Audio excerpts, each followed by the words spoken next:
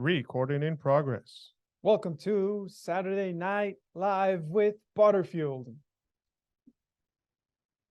Boys and girls, fellow humans, welcome to another episode with your hosts. My name is Anderson, Mr. Anderson. and this is my brother, Jay. and we are ButterFueled.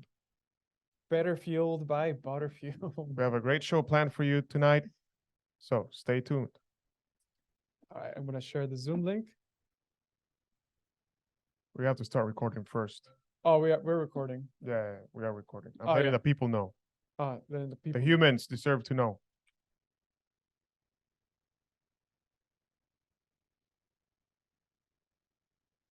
All right, Zoom link shared. Zoom link shared. We're live. We're going to go live on Instagram. Live on Instagram. Here you go, baby. 2, 1. Start. Cheers, everyone. Happy Saturday night. Cheers. And we're live. Welcome to another episode of Saturday Night Live with ButterFueled. ButterFueled. We are your hosts, as always. My name is Anderson. And I am Jay. Welcome, everyone. Happy Saturday night. If you have any questions, please drop them in the box. Question box, please. Yeah. Going forward, we'll be having this Saturday Night Live show with everyone. We'll be going live on Instagram, but we're also presenting live in our members Discord. So if you haven't already, go join our Discord group. You can find the link in the bio. Link in bio. Yeah, we have a presentation there. You can find the link to the Zoom. You can join us on Zoom and watch us live. We actually have a PowerPoint with slides. Someone says I'm on my last set of front squats. Give me some high, brothers. Oh, let's go. Front squats. Let's go, man. You got this. Front squats should count for Squat-cember. Yeah. Fully in, deep breath. And clench tight, brother. Clench them. Use them quads. All right. We got a fun show, a lot of content to cover. Yeah, we have a fun show planned.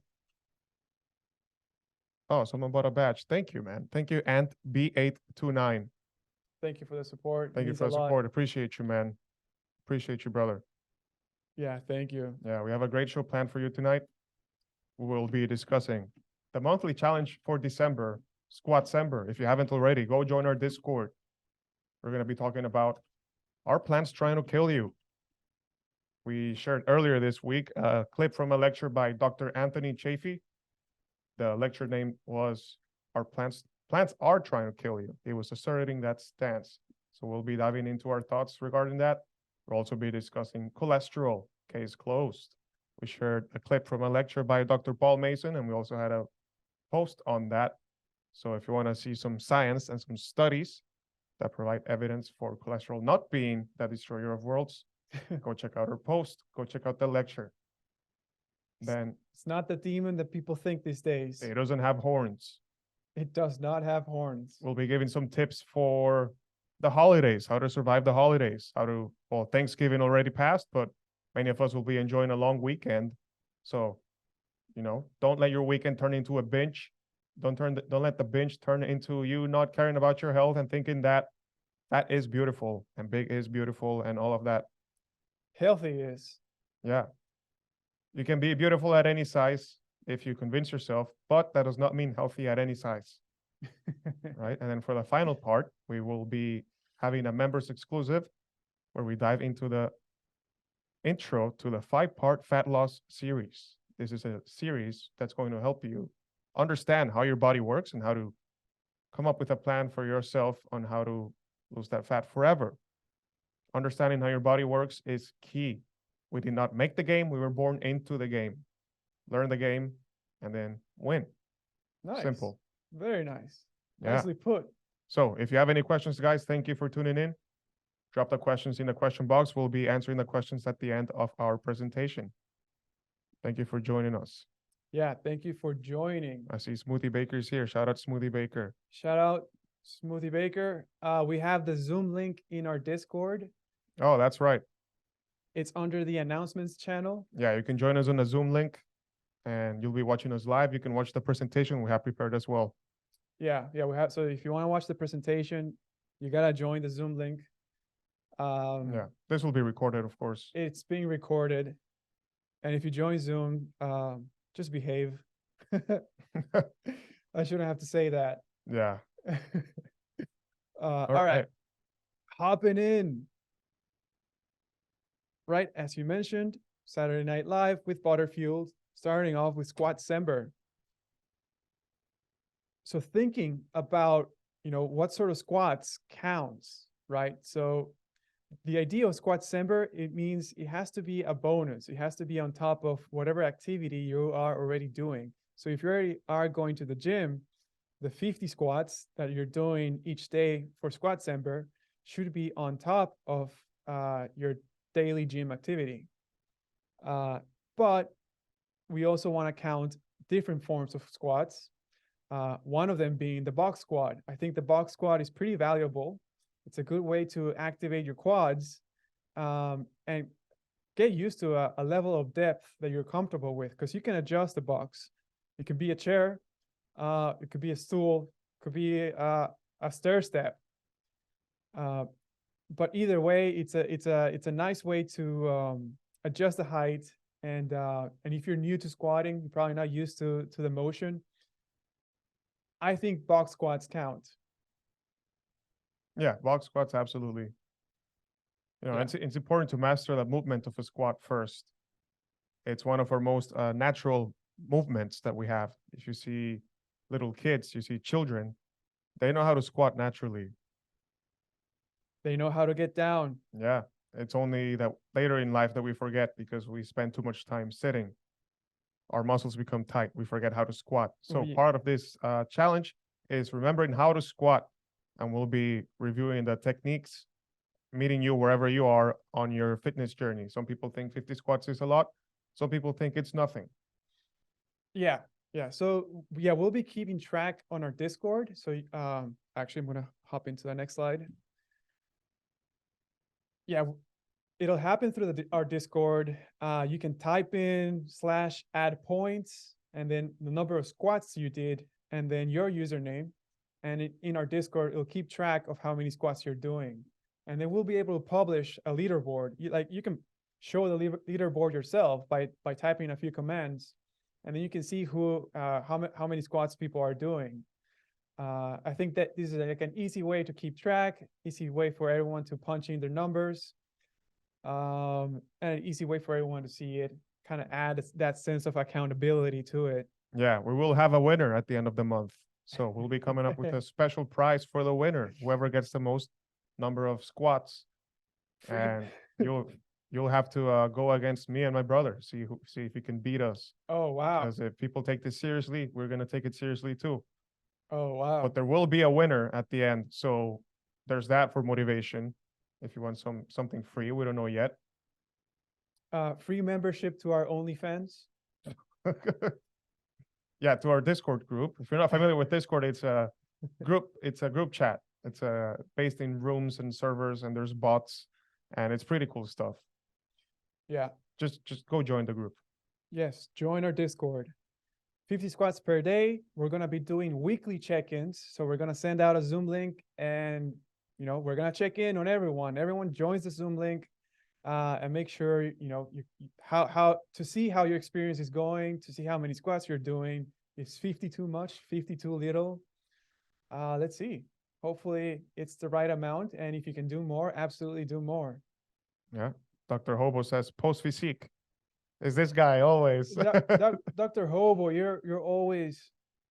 Love you, man. I know he's just redirecting people to our fitness page. You can check it out on @ButterFueled Fitness, and you can see our transformations there if you want to see our physiques. Yeah. No, yeah. Thanks for the call out.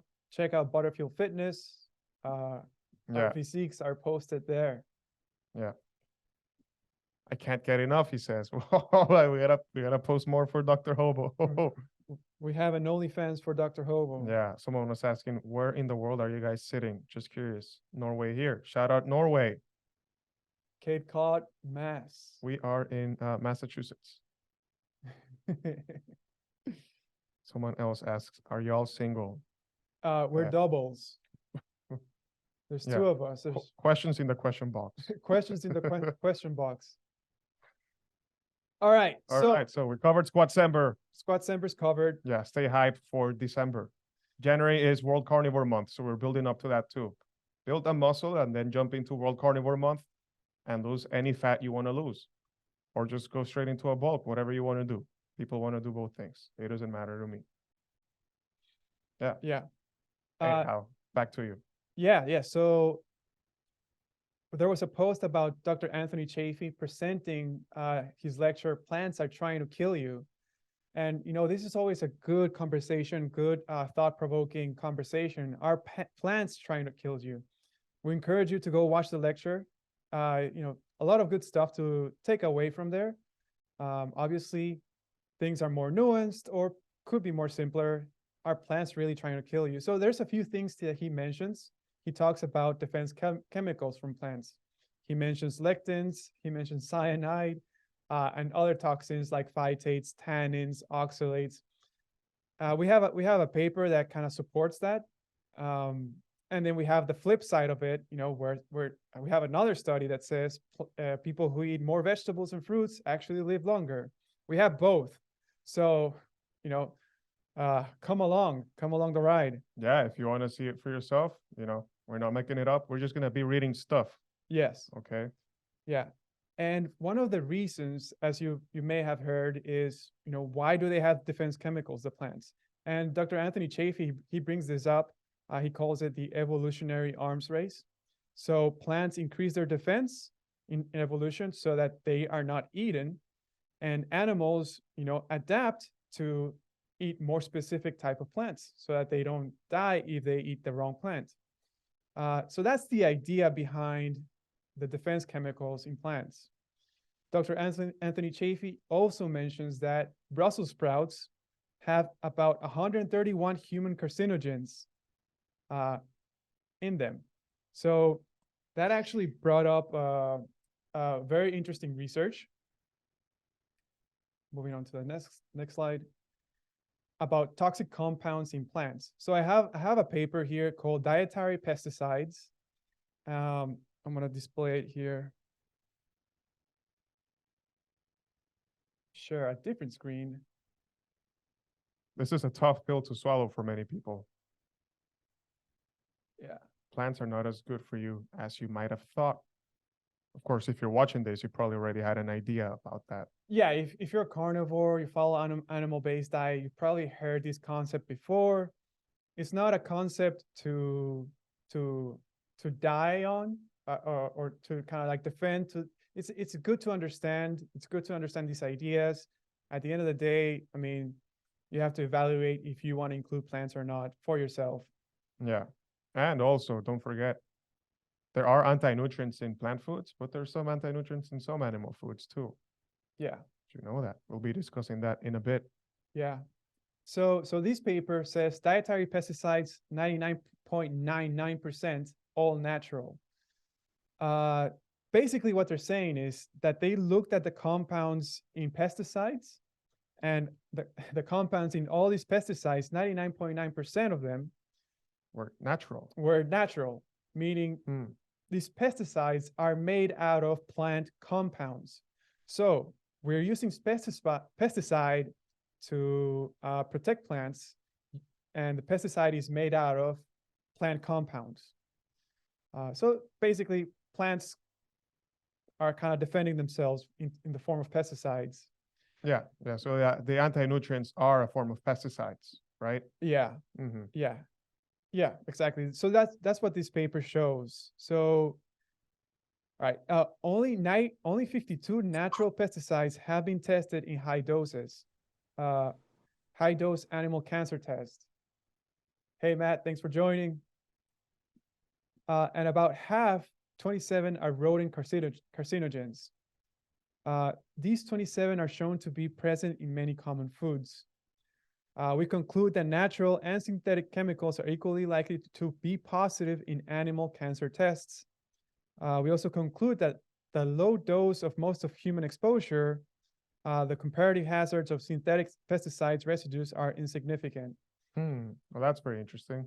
Yeah, that's very interesting because we go through the study and this last sentence over here is not really doesn't really show up in the study. It doesn't really say, oh, the amount is insignificant. I'm gonna scroll down. Yeah, or let's just highlight that second to last sentence. You know, we conclude that all natural and synthetic chemicals are equally likely to be positive in animal cancer tests. Yes. So saying that in these animal tests, in these laboratory animals, I believe they used rodents, both natural and synthetic chemicals were likely to cause a positive response in cancer. Yeah. Okay. Pretty striking statement from this paper. Yeah, from the 1990s. Yeah, but of course, this is animals. What does this mean for humans? Yeah. Yeah, that's always the thing about, you do animal testing, does it translate to humans? The jury's still out on that. Yeah. Are we apex carnivore or apex herbivore? So here, nature's pesticide, mutagenicity and carcinogenicity. Plants are not just food for animals. The world is not green. It is colored lectin, tannin, cyanide, caffeine, aflatoxin, and cannavanine. Cannavanine. So yeah, basically dietary pesticides are 99.99% natural. Nature's pesticides are one important subset of natural chemicals. Plants produce toxins to protect themselves against fungi, insects, and animal predators. This is what Dr. Anthony Chaffee was saying. Plants develop these defense mechanisms against animals. Here, scroll to the other column. This section over here where it says when plants are stressed or damaged. I think I lost the. Oh, here. When plants are stressed or damaged, such as during a pest attack, they may greatly increase their natural pesticide level, occasionally to levels that can be acutely toxic to humans. So when plants are under threat, they become more toxic or more self-protective of themselves. Mm-hmm. They have a response. A response, which is very interesting that they can sense the danger for themselves. We estimate that Americans eat about 1.5 grams of natural pesticide per person per day, which is about 10,000 times more than they eat of synthetic pesticide residues. Oh, wow. Yeah, yeah. And obviously all of this is coming through food, through vegetables and fruits. Yeah. That's crazy though. You're eating more natural pesticides than synthetic pesticides. Yeah. Yeah. Because all pesticides come from plant compounds. Right. So that's how you call it natural. All right. Wait, no, but it's natural because the plant made it. Yeah, yes, Yeah. it's natural because the plant made it. Like, yeah. The human intake of these toxins varies markedly with diet and would be higher in vegetarians. Here, they are just assuming, they're kind of just giving their opinion on that. Not really. I mean, obviously, if vegetarians, that's all they eat, that's all they're exposed to. Yeah, hold on. Someone is asking, can you please save the live? Yes, this will be saved on our Instagram page, but you can also find the whole episode with the presentation, with the slides that we're sharing right now. If you go join our Discord, you'll find the recording to the Zoom because we're presenting this live as well. Yeah. So it'll take us a couple days to get the copy, the recorded copy into our Discord, but it will be uploaded. Mm-hmm. Mm-hmm. So this is an interesting thing. About 1.5 grams of natural pesticide per person per day is based on the content of toxins in the major plant foods. For example, 13 grams of roasted coffee per person per day contains about 765 milligrams of chlorogenic acid, neochlorogenic acid, caffeic acid, and caffeine. So is coffee killing you? Well, I sure hope not. I hope not, because I like coffee and but it's okay if it's coffee because you need to build some tolerance, right, towards like plant pathogens. Hormesis. Some hormesis. Yeah, it's good Yeah. if it's coffee, guys. It's good. It's good. Relax. It's coffee. Yeah. And then it goes on to mention a bunch of other compounds like phenolics, flavonoids, glucosinolates. Potato and tomato toxins may contribute about another 100. Saponins from legumes. Grains and white flour do not contribute very little. But whole wheat and brown rice may contribute several And hundred. corn. And corn may contribute several hundred milligrams more. Got that? So whole wheat, brown rice, and corn are the grains with the higher levels of anti-nutrients Yeah. or natural pesticides. Yeah. So yeah, looking at this sentence, I would assume they're talking about saponins, perhaps. They don't really specify which toxin, just some toxin, I guess. All right. Skipping down. So this table over here, it's the table that shows the list of 49 natural pesticides and metabolites found in cabbage. And you'll see that, these are straight up scientific names: glucosinolates, 2-propenyl glucosinolate. So yeah, these are pretty hard to pronounce compounds, 49 of them found in cabbage. Cyanides, terpenes, phenols. Yeah. And that's just cabbage. Wow. Menthol, neomenthol. Yeah, well, don't say that. People are gonna want to start smoking it. Don't smoke cabbage, kids. Not for smoking. All right. So next, yeah, just listing out foods. Lima beans contain 23 natural toxins. Alfalfa sprouts or canavine to monkeys cause lupus erythematous-like syndrome. But yeah, saying if you feed alfalfa sprouts to monkeys, it'll cause lupus erythematosus-like syndrome. Something to think about. Like this is another point that Dr. Anthony Chaffee was saying, that if a panda or koala eats the wrong plant, it's toxic for them. They have adapted to eat a very specific type of plant. Yeah, makes sense. Unlike humans. Yeah. Most plants, we can't eat them. What are you gonna do about that? Yeah. Here and then here on the next paragraph is just listing a bunch of other foods that were tested to have that 27 natural pesticides that are rodent carcinogens. So all these foods contain 27 natural pesticides that are rodent carcinogens, like anise, apple, apricot, banana, basil, broccoli, Brussels sprouts, and so on. So it's a big list. Oh, even cinnamon, celery, coffee. Oh my God. Orange juice. Ray Peters are not gonna like that. Yeah. So, I mean, I want to say, I don't like scaring people, and obviously this is not a fear tactic. I'm not trying to, it's just increasing your knowledge about what is found in these foods, and then why some people may report better health once they remove these types of foods. Yeah, I think the real issue is that this is missing from the conversation when it comes to nutrition. When people talk about fibrous foods, leafy greens, fruits, and the other vegetables, they're often mentioned like they have no downside to them. You can consume them as much as you want to no detrimental effect, which we're learning now is not necessarily true. And there is a downside to consider when you're maxing out on these foods.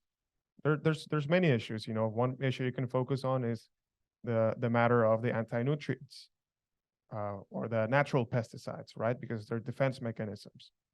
Is this a cause for concern, right? There's also the concern of the other pesticides, the other chemicals that are added to crops, right? And we talked about this on our episode last week, where we discussed the presence of toxic heavy metals in baby foods. And why was it in the baby foods? Because it's actually in the plant foods that are being pureed into these foods, mostly on the most frequent ones coming up being rice, carrots, I believe greens were there, things like spinach, Yeah.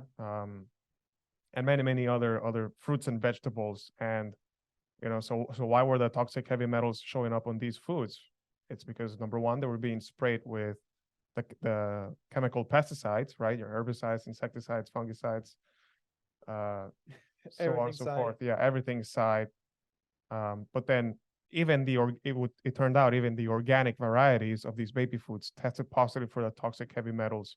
So things like arsenic, lead, cadmium, mercury. So why were they still testing positive despite being the organic variety? Well, it's because it's in the water too, right? So there's that other point to consider, right? So you have the anti-nutrients, you have the toxic heavy metals. You have the fact that you always hear about the soils being depleted, right? Depleted of the minerals because of the reliance on these artificial inputs of the fertilizers and, of course, the pesticides. So, there's all of these things to consider and to weigh out for yourself in order for you to make an informed decision as to, are you really getting a net benefit from the plant food of your choice? And even within the plant foods, are there better choices of plant foods that we can make to minimize any potential downsides? And of course, besides the choice of the plant foods, there's also, well, how can we prepare these foods to minimize any presence of anti-nutrients, right? So traditional indigenous cultures would go to great extents to minimize the presence of these anti-nutrients by like sprouting the grains, right? Or like fermenting them. So you have things like sourdough. Soaking them, yeah. Yeah, soaking the grains, that sort of a thing, right? So again, the last thing we want to do is fear monger you away from plant foods or pretend that plants are out to kill us, even though some people subscribe to theories that we really are the livestock of plants. Yeah. Which I suppose you could definitely argue, right? We output carbon dioxide and they breathe carbon dioxide and they give us oxygen, so they're farming us in a way. Yeah, I mean, once we leave a town or go away, plants, they just grow back. They take back that land. They just take over. That's right. They just take over. Yeah, everything left to its own device will eventually be overtaken by plants, including us. So kind of a creepy thought. So are plants your friends or are they your enemies? Or are some plants your friends and are some plants your enemies? How do you know? How do you distinguish friend from foe? That's why we have herbivores. Herbivores are our best fighting weapon against plants. That's right. That's right. That's why I like my animals. That's why I like the animals to eat the cereals for me. That's why I like the ruminants to eat the pasture, because they protect us from the plants. Yeah. They destroy the plants and their evil pesticides and their evil scheme to take over humans, to farm humans. Yeah, animals are on our side, guys, and people who are advocating for all plant-based diets are on the plant side. Yeah, they're on the plant side. Yeah. Animals stick together, plants stick together. Don't be a vegetable. Oh yeah. Animals stick together. We fall in the animal camp. Yeah. And plants stick together. Vegans fall on the other side. Yeah. So anything else about anti-nutrients? Well, yeah, they keep talking about coffee here. Coffee. Oh my God. Hey, let us know in the comments if you like coffee or not. And if you do like coffee, have you tried coffee with butter? Gotta blend it for best results. Butter is pretty good. Yeah, or whip it. Yeah, I mean, I don't think it's worth mentioning because it's just trying to scare people. Coffee, I don't think. Yeah, coffee, you don't want it. I'm gonna put a blind eye to whatever mentioning of coffee. Full disclosure, we like coffee, and this is sponsored by Big Coffee. Yeah, we have been hijacked by Big Coffee. Yeah. What else? So yeah, here's a paragraph that they did an in vitro test. Okay, so it says results from in vitro studies also indicate that the natural world should not be ignored and that positive results are commonly observed in high dose protocols. Ishidate et al. Reviewed experiments on clastogenicity, the ability to break down chromosomes, of 951 chemicals in mammalian cell cultures. Of these 951 chemicals, we identified 72 as natural plant pesticides and 35 were positive for clastogenicity. So 35 were able to break chromosomes, at least in Whoa. one test. This is similar to the results for the remaining chemicals, of which 467 out of 879, 53%, were positive in at least one test. Okay, so basically they took 951 chemicals and then 72 tested positive as pesticides, As pesticides. as natural pesticides, Mhm. and then 35 compounds were able to break down chromosomes in animals. okay, Because the drawback is that it's an in vitro test, so it doesn't really represent the living organism. yeah, I don't know if I believe this. Yeah. Yeah, it's just I mean, okay, like 35 out of 951 chemicals in plants, some petri dish. I mean, yeah. still, take that as a grain of salt that it is. Yeah, exactly. Exactly. And yeah, that's pretty much kind of like this is the end of it. So this is the end of the paper, and we kind of scanned through it and we didn't see any mention of, oh, hey, a low dose is insignificant in humans.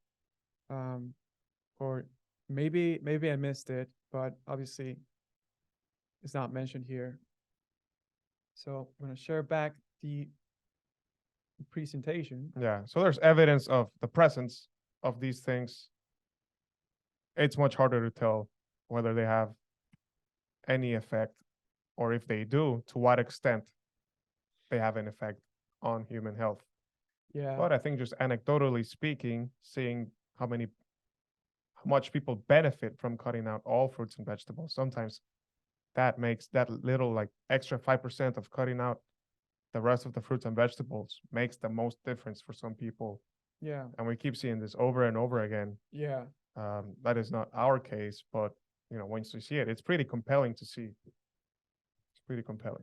Yeah. Yeah. It does bring the question as to if people are seeing positive benefits by eliminating these types of foods, does that apply for everyone, or does it really just apply for the context of these specific type of people? Mm-hmm. And is it something you should approach more as a therapy, like it's meant to be a temporary measure, Temporary. or is this something that should be adopted for perpetuity, right? Because if in fact these plant compounds are messing you up, then sticking to a carnivore diet is the best way to protect yourself. So would that have that same protective effect, whether or not you have these issues with the plant foods? Yeah. We don't know. We're probably never going to know. Is it like what do you call it? Canary in a coal mine. Canary in a coal mine? Canary in a Yeah. coal mine. So people who have these like really symptoms, the symptoms really show in these specific people. So like Michaela Peterson, Like, right? yeah. Who can only do lamb. Yeah. Is she a canary in a coal mine? Like letting everyone know that, there's something bad in these things. Yeah. It only messes me up to this level, but maybe you should watch out. Yeah. Maybe her stuff got sprayed with pesticides. She got a bad batch. Maybe she needs the regenerative, organic apples and carrots, right? Maybe that's what we all need. Not the stuff you get in the supermarket. Maybe given the food choices of, like your average person, you get your food from the grocery store. Maybe going only for the meat is the best option you can take. Even the cheapest eggs or the cheapest ground beef will be better, or at least less contaminated Mm, than your organic carrots, yeah. right? Is that what we're dealing with? I'm just asking the question. I don't have the answer, but it seems to me like if you're restricted to those options, grocery store options, you might be better off with the cheap eggs than the organic vegetables. Yeah. Maybe. Yeah. All right. So here on the flip side, we have a study that says people who eat plants live longer. What? All right. So, obviously covering both grounds. So this was a study, actually a meta-analysis, right? So how Oh, big word. people love throwing the word meta-analysis as this is the king of all evidence. And basically a meta-analysis is just a study that studies all existing studies. So it's still prone to like selection bias. Yeah. Well, if all the studies you're studying are observational studies, you basically have one giant observational study.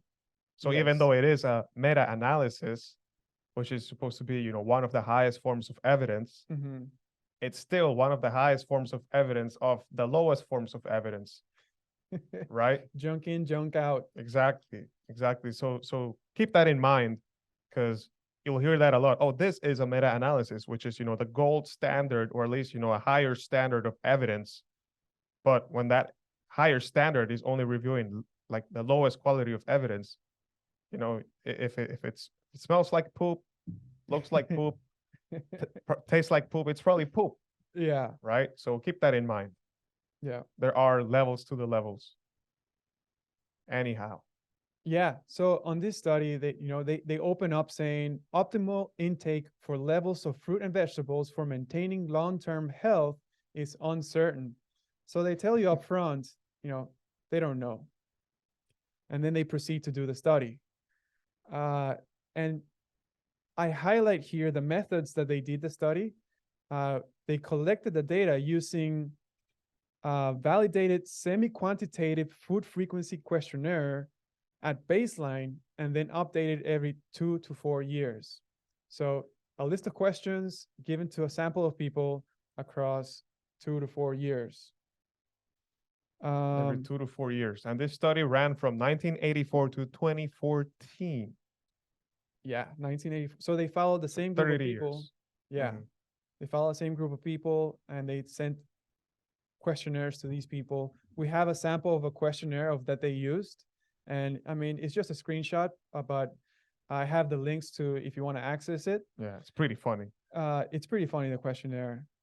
So here I went to the results and highlighted, what they found out. They say intake of approximately 5 servings per day of fruit and vegetables, or 2 servings of fruit and 3 servings of vegetables were associated, that's a key word, with the lowest mortality. And above that, higher intake levels was not associated with any additional risk reduction. So keyword associated, basically saying, oh, people who ate more fruit and vegetables, specifically 5 servings. What are those 5 servings? I don't know. What do 5 servings mean? I don't know. Orange juice. Yeah. You'll see in the methodology that it is assumptions of how much intake they do based on feedback from the questionnaire. Again, associated, not really causative, and not doesn't really explain. It's just a correlation, basically. Yeah, keep that in mind, guys. It's really important you understand the difference, association and causation. Yeah. Anytime someone's coming getting up in your face, telling you you can't eat all that meat because the science, tell them association does not prove causation. Yeah. And then stop talking to them because they're not going to listen to reason. They're not there to change their minds. But if they are, then send them our way. We'll take care of them. We'll take care of it.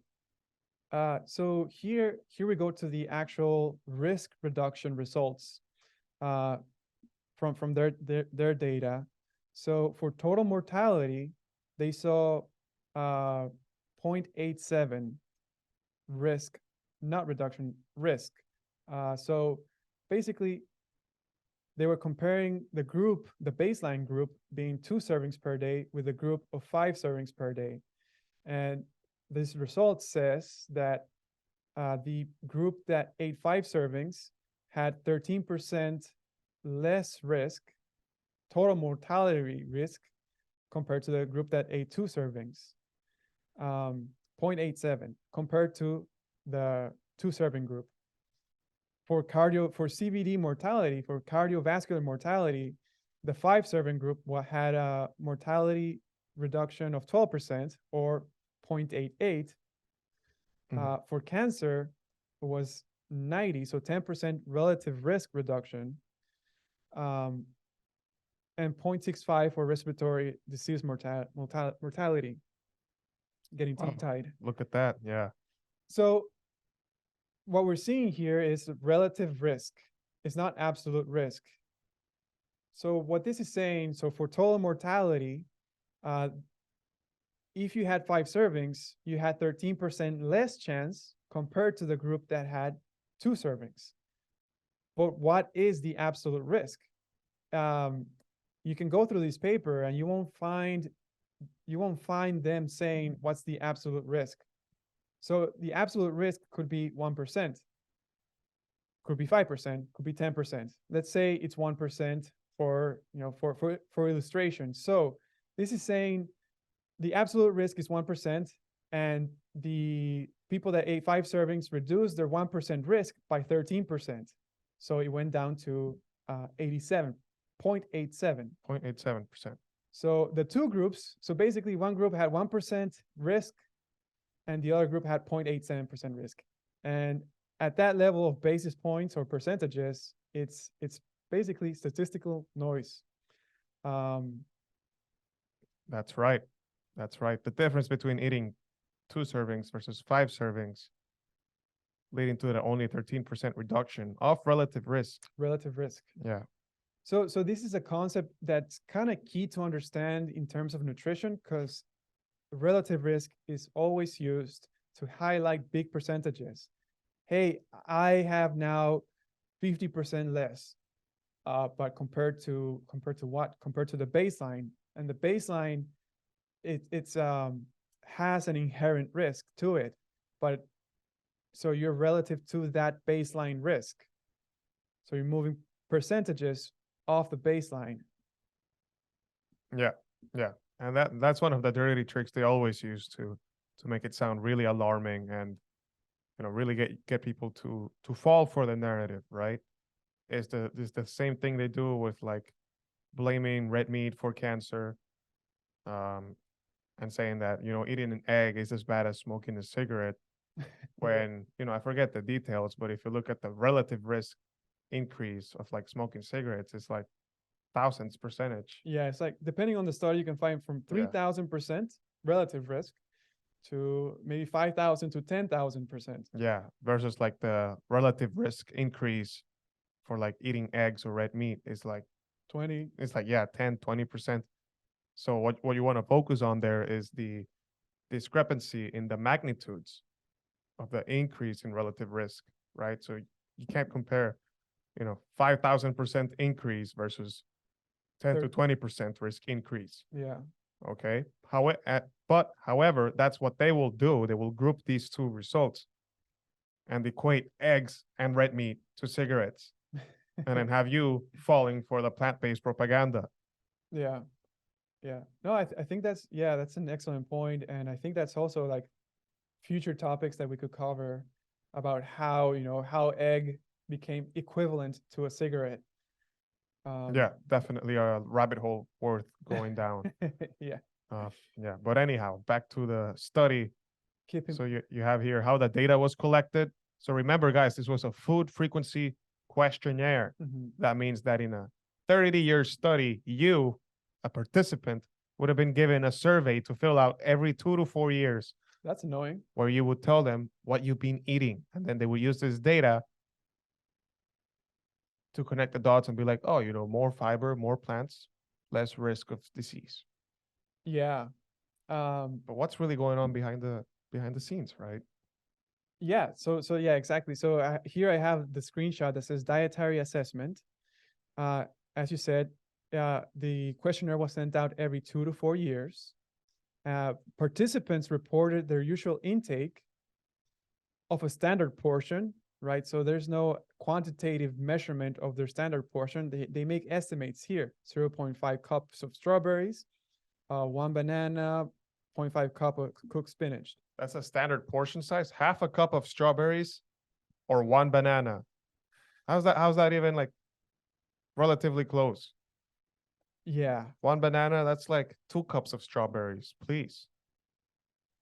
How do they measure this? By calories? By volume? By weight? This is just assumptions, Yeah, right? yeah, So, yeah. so they had, they have a bunch of data. They got to find a way to easily make an assumption. Yeah, it's like and then normalized across normalize fruit exactly, and exactly. vegetable variation. Yeah, and that's what this next sentence says. It says frequencies and portions of each individual fruit and vegetable item were converted to average daily intake for each participant. So when they collected the data, and you'll see the questionnaire, when they collected the data, they said, oh, you had this much for the last month. So then we're going to assume your average daily intake based on that monthly amount, and then spread it across time. Next slide. All right, so yeah, here's the screenshot of the questionnaire. You can see at the top that they ask you average use last year. So Last year, yeah, wow. Yeah, here I am asking you for the past year, how many times? So we'll do a couple items here. Skim milk. It looks like an SAT form. It looks It looks like the what's the company that makes them? the SATs. Yeah, I forget. Yeah, I'm forgetting But it too. looks just like that form. The one you fill out with like, you gotta use like the number 2 pencil. Yeah. And you get scanned. It's got like the barcode on the side. Yeah. Oh yeah, it's got the barcode. Yeah. So here, for example, skim milk.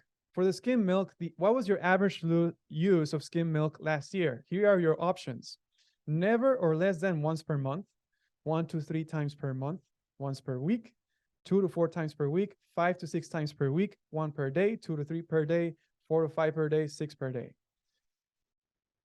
So, yeah, a bunch of options. I wouldn't be able to tell you how much milk I had the last year. Obviously more than the average person, just because of my specific way of eating. But then there's also it says 8-ounce glass. So they're saying, how many ounces of glass have you had? Yeah. Based on this frequency. Okay, I don't think the average person knows what 8 ounces looks like.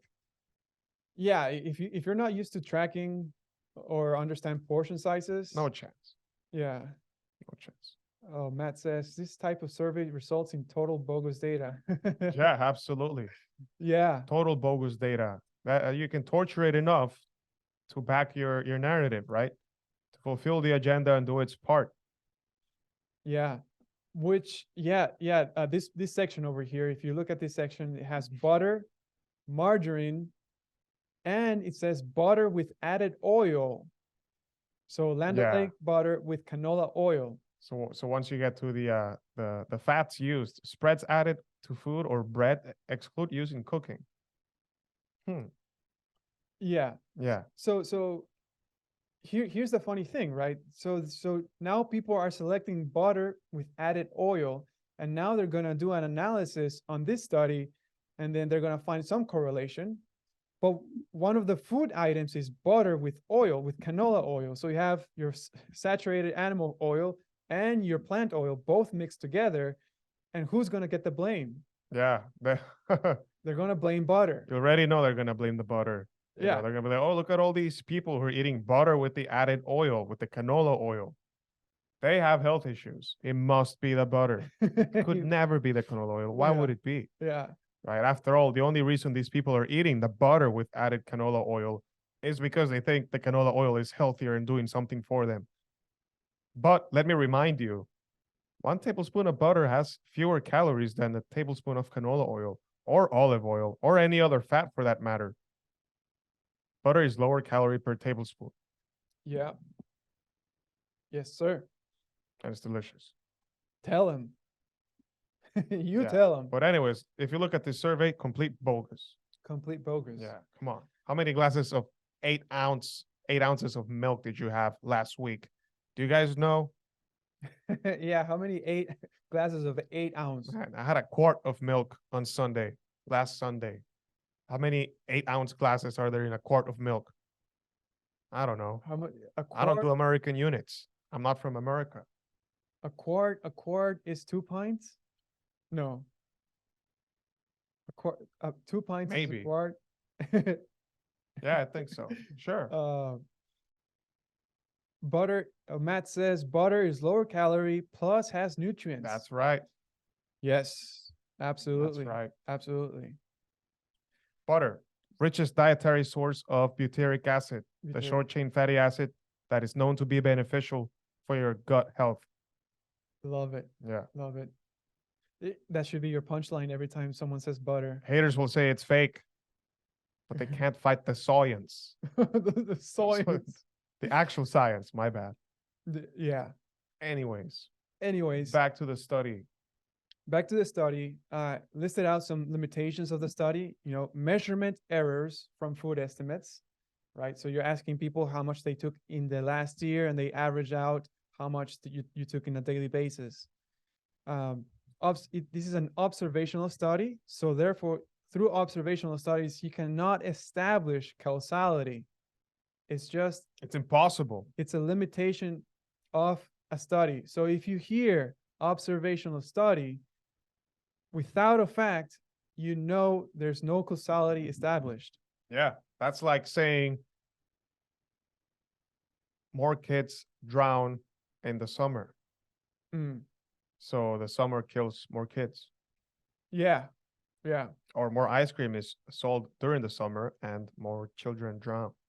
Yeah. So ice cream drowned the children. Yeah. Very dark example. I apologize. But you get the gist. There's a kind of magic tricks, spells they cast on you. Right? They do these word plays. Yeah. Yeah. And then this is a meta-analysis. So you're amplifying your measurement error, right? Because it's all observational study, all collected from food frequency questionnaires. And if you're doing just a study on all these meta studies that are observational, you're amplifying your measurement error. And additionally, there's also that the limitation is the definition of fruit, right? So, some people don't know what a fruit is or what a vegetable is. If you could go to a cafeteria these days and a pizza could be counted as vegetable, right? So Really? yeah. Is red meat a fruit? No. I like red like meat is that. the destroyer of worlds. Yeah. Oh, anything? Yeah. So wrapping thoughts. So we presented, plants have toxic compounds, but plants and fruits are also good for longevity. Obviously you have to take a step back and kind of decide for yourself, how do you feel best? What does your body respond to best? Carnivore way of eating kind of gives you that edge to reset yourself and then start introducing these foods and then make a decision on whether these plants or specific type of foods are either good for you or not good for you. Exactly. Remember the point of carnivore is that it's an elimination diet. It is right? an elimination diet. That prioritizes health and your well-being. Yeah. Right. And one of the reasons many people see health benefits, it's because they stop insulting their gut with fibrous roughage from leafy greens. I know I used to, because I thought I could eat kale with no downside, but then I'd be bloated and with pain, thinking it was good for me. Yeah. And I know this has happened to many other people with worse issues than myself. Yeah. Yeah. So from a personal standpoint, right? So I'll give you my opinion on how I approach my daily life. I honestly do not like including or buying plants or eating them. It's just too troublesome. You have to wash them. You have to make sure you have it doesn't spoil. It's in terms of cooking, it's kind of inconvenient, creates a mess. You're creating more stuff to clean up. I'm lazy. I keep it I simple. think it's just lazy. I'm lazy, and I'll use my lazy excuse and say I don't really. But I'm not missing. I don't feel like I'm missing out. I have been doing this for 4.5 years, and sure, I've had some plants here and there. Obviously, social situations, or family comes over and they kind of force feed you this stuff. So you're kind of just, okay, I'm just gonna have a little. I'm not missing it. I actually feel better this way. My intuition tells me. I mean, after looking at this, my intuition tells me I'm more aligned towards stricter side of carnivore. And I think that's something I'm going to strive for. I'm not perfect at it, but it's something that I will try to focus and kind of just try to stick to it as long as possible, because I feel like it works for me. Yeah. I mean, me personally, I don't mind the plants. I think if you like the flavor, if you like the taste or the texture that they give, I think you can enjoy them as long as they don't give you any health issues. Food, first and foremost, the functions of food are to give you energy. You need energy to exist. Then you also need the nutrients, right? And we know that one of the best sources of nutrients are any and all animal foods. But then food is also meant to be enjoyed, right? So I think that having these conversations, but framing them in a way where the information is being presented so that you can make the decision for yourself is a healthier way to determine what's most sustainable for you versus trying to fearmonger you away from plants because the presence of this little anti-nutrient might be an issue for you, or it might not. And I think going too deep into that fear mongering about plants kind of detracts away from the message of carnivore. It makes the message look a bit more. It's harder to digest or assimilate for outsiders, for people outside this community who might not be receptive to the message. So if your selling point on why you should be eating more meat is because broccoli is trying to kill you, it's going to sound ridiculous to someone who's completely uninitiated, right? Mm-hmm, mm-hmm. Ultimately damaging the whole point of the movement, right? Which is actually realizing that red meat and animal fats are not the destroyer of the worlds. They're not going to cause you to suddenly have a heart attack, and that LDL is a poor indicator for cardiovascular heart disease, right? Those are the main takeaways, and that people need meat in a world where people are getting pushed towards the fake replacements. We need to be pushing for what is natural and what falls within nature's plan. All of that is to say, do I think plants are the hill to die on, to have plants or to not have them? No, I don't think so. I do think that there are understated consequences to having plant foods. But if, for example, I don't see myself buying any plant foods like at the supermarket, but maybe if I go to like the farmer's market, I talk to the farmer and I know that these blueberries, they were used with like filtered water at least, and they're organic, whatever, and that this farmer has taken extra precautions to make sure that the food is not contaminated. Maybe if the plant food is not a food that grows in the soil, right? Maybe it's more like a fruit, so it's less exposed to the heavy metals that are present in the soil. That's what I would be looking at. If I had my own plot of land, like an apple orchard, I would have apples from my own orchard. Of course I would, right? That being said, I don't think plants are the destroyers of the world, but they are From what we see, not that useful. they're not that useful. They're not what they're being sold to you. Yeah, pretty much. Yeah. So That's my little spiel about plants. yeah, and I really like what we focus on. What you say is that what we should focus on increasing animal meats, animal proteins, animal foods, and not really try to get deviated by attacking plants, because once you start doing that, you look like a crazy person. Matt says, in my humble opinion, if a study doesn't use direct measurements and doesn't effectively control for variables, it's almost worthless. Absolutely agree. Eating carnivore over the past few months has allowed me to detect how other foods impact my body when I try them. So I'm doing my own experiments / studies. That's right.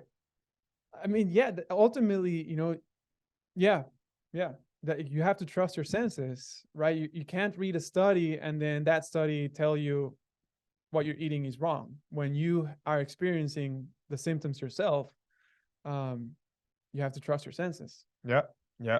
And that's why there's nothing like really trying carnivore for yourself, giving yourself enough time to allow yourself to try it, because only until then will you realize the connection that health and food have together, right? Because so many people look at food as just, this thing you shove down your pie hole.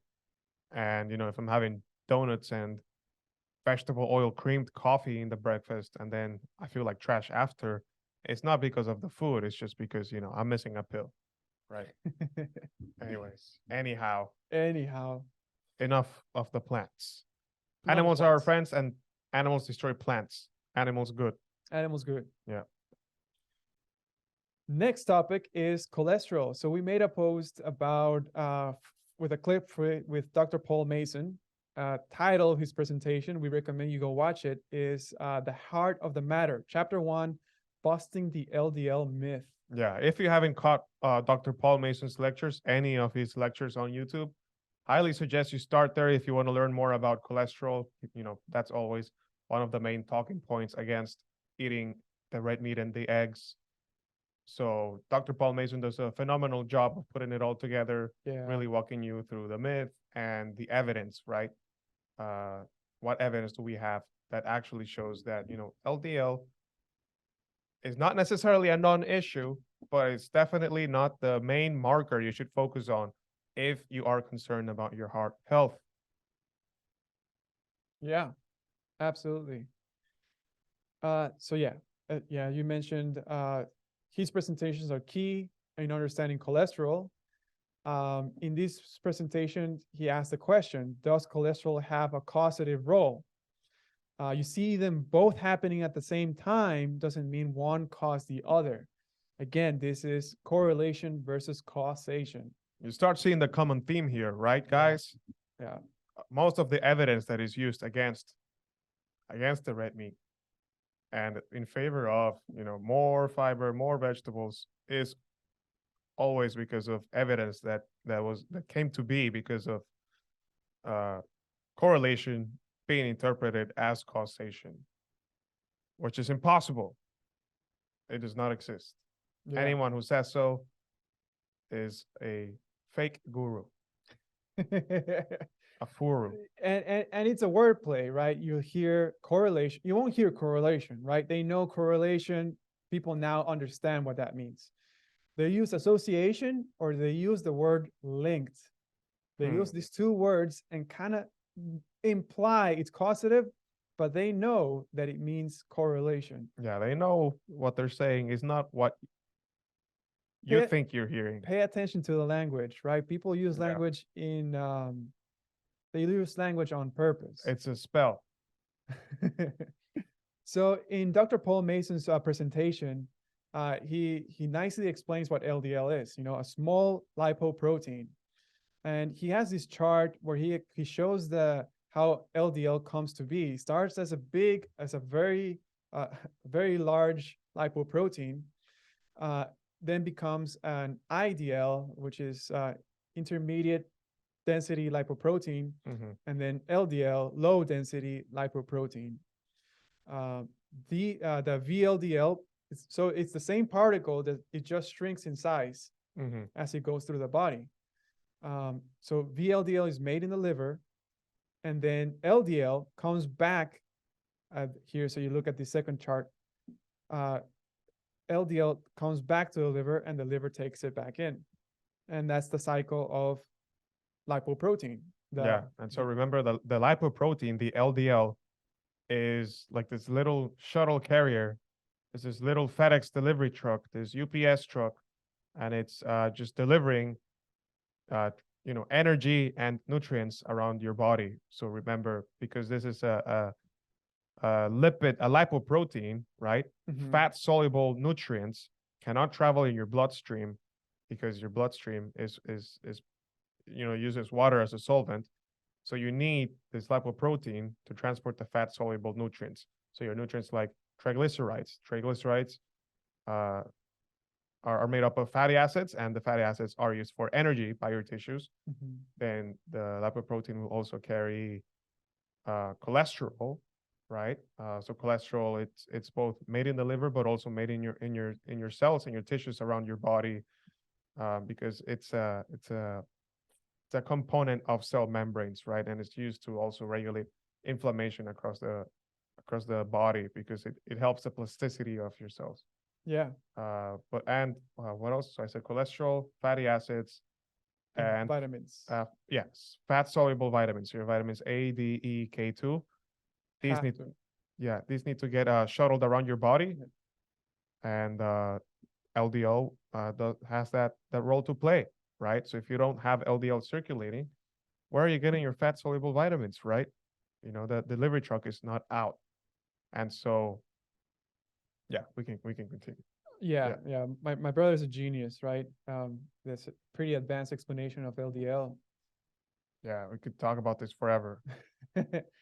And then in the presentation, Dr. Paul Mason goes on to kind of explain, okay, so what increases LDL, right? The current hypothesis is that the more you eat it, the more you increase, or the more saturated fat you eat, the more it increases. So he cites two studies, one where burnt patients were given 35 eggs per day, and they noticed that their serum cholesterol, their serum LDL, did not increase despite eating 35 eggs per day.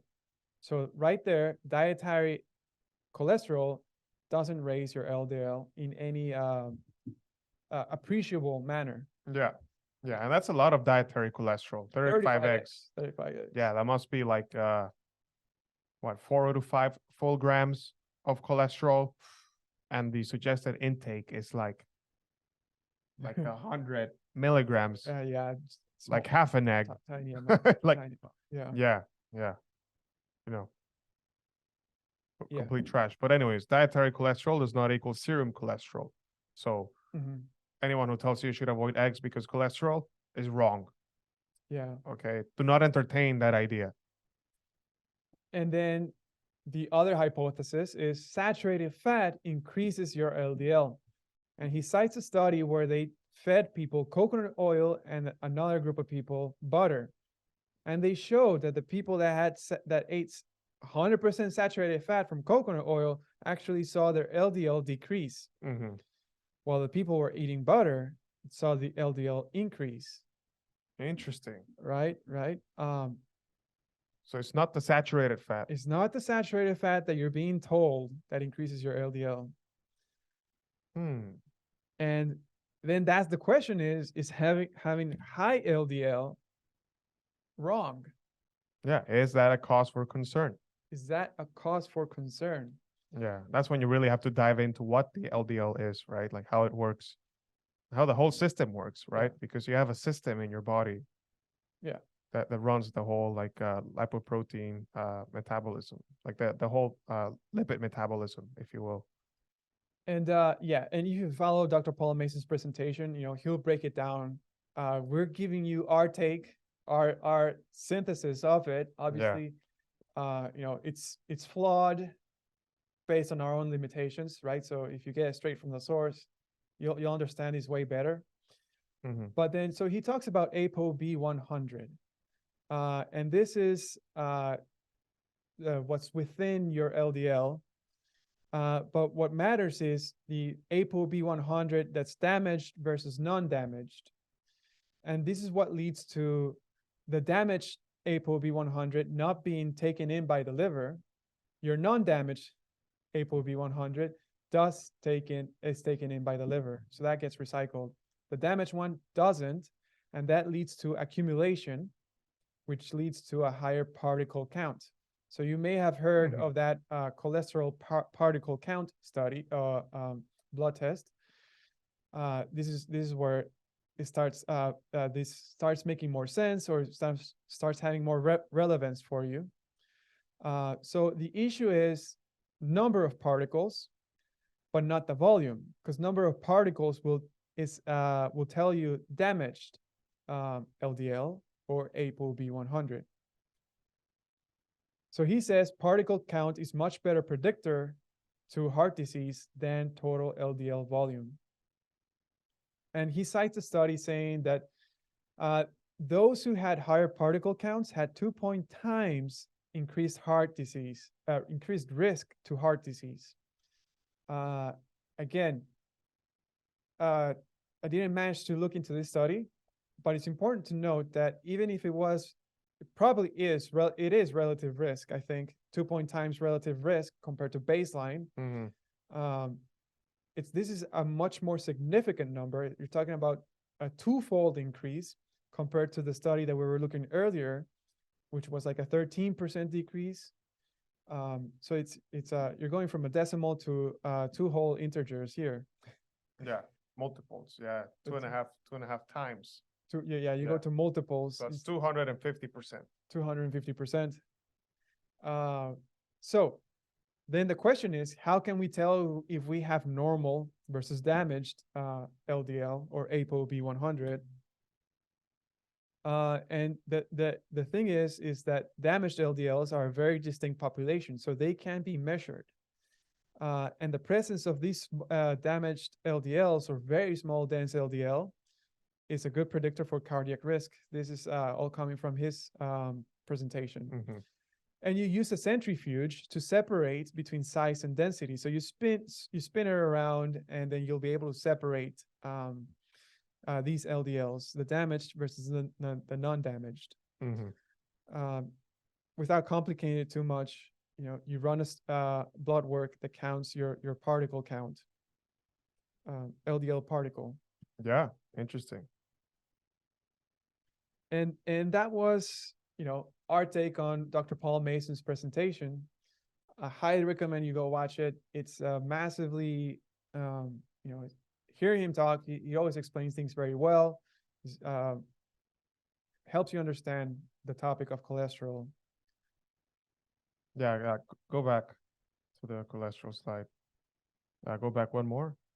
Yeah, so the ApoB 100, I want to harp on this one a little bit because, now more and more people are coming to the realization that LDL is not a marker that, should be necessarily like the highest concern when it comes to heart health.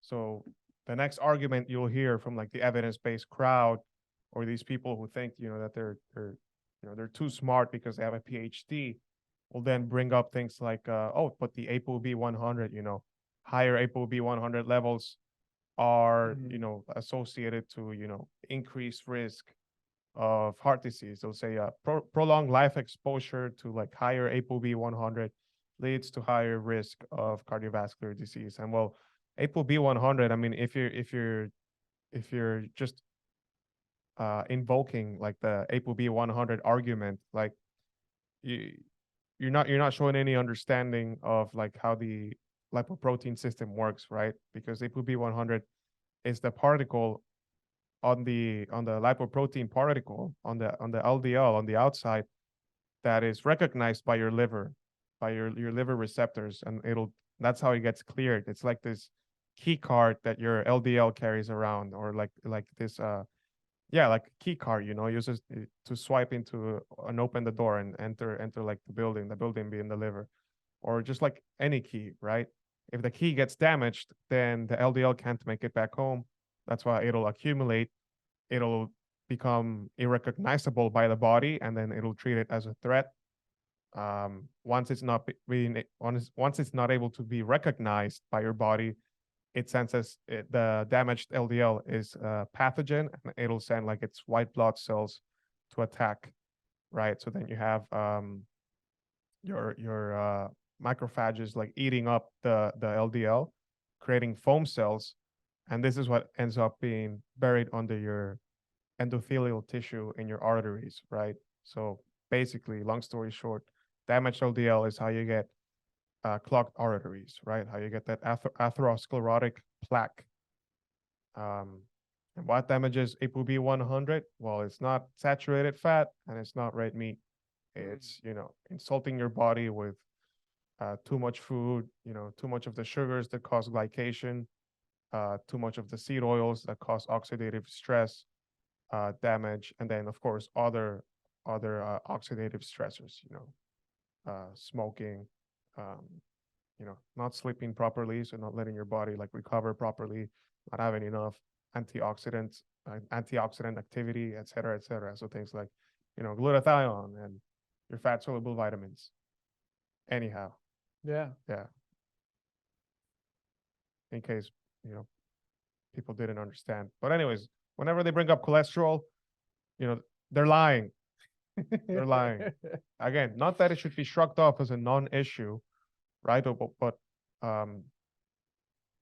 in one of her posts, we go over what are better metrics for measuring risk, right? And besides like the population of damaged LDL, you can look at things like your triglyceride to HDL ratios. You mentioned the total particle count, but then also like, are you diabetic? Are you obese? Do you have metabolic syndrome? All of these have shown in some studies to have, diabetes up to 10 times the increased risk for cardiovascular disease, compared to like high LDL. It showed like 1.38 times the increased risk. So 1.38 times versus 10 times if you're diabetic. What is the real issue here, guys? It's not the LDL, right? Yeah. Anyhow, holiday survival. Yeah. Holiday survival. So we covered Squat-cember, we covered plants are trying to kill you, we covered the cholesterol. Guys, this live is going to be recorded. If you want to go back to the live, you can watch it on Instagram, or if you join our Discord, you'll be able to find the recording where we present our slides on Zoom live, and you can join in if you're part of our members group. Yes, sir. Join Squat-cember. Squat-cember. Yeah. Holiday survival guide. 5 tips to survive the holidays, right? A lot of social events coming up, a lot of mentality breaks or mental or break time, vacation time, enjoying a break, treating yourself. Yeah, a lot of downtime, it's winter. You already had Halloween. Maybe you stood strong through Halloween. You were like, I'm not going to have any chocolate or any candy. But now Thanksgiving came up, right? You had the long weekend off. You had Black Friday. You're giving into your innermost desires. Maybe you had a piece of cake and now you're anxious and you want another one and you don't know what to do because now you have Christmas coming up and then you have New Year's and then maybe it's someone else's birthday. So we came up with some tips. Yeah. For how you can navigate these situations. Yeah, the next few months. Well, end of November through December to early January. New Year's, big days ahead. Yeah. So you is this on the slides where you mentioned the study about holiday weight gain? Oh no, I don't mention.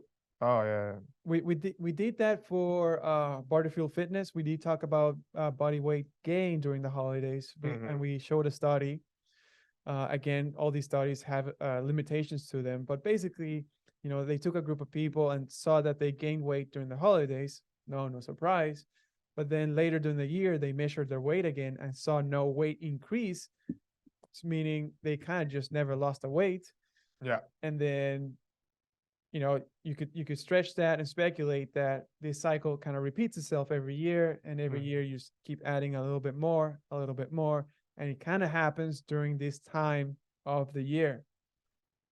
Yeah. Yeah. So basically, people don't get fat all at once. People get fat over decades of getting fatter little by little, but just never losing the weight again, right? And most of that fat will be accumulated in the holiday period, and then it just never comes off.